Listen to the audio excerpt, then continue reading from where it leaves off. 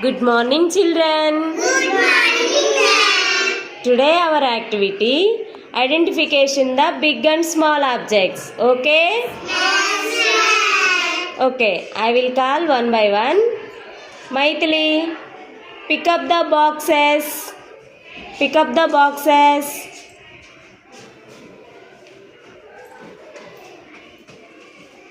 Which one is big? Very good. Okay. Next, Mallikarjuna, pick up the slates.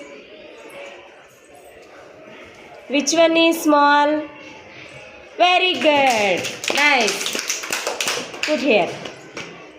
Next, Divina, pick up the lunch boxes. Lunch bags. Which one is small? Very nice. Next, Joni, pick up the bottles. Which one is big bottle? Very good.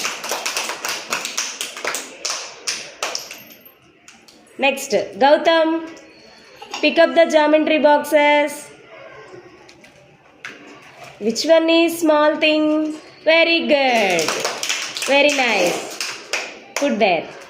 Next, Harshit, pick up the pens.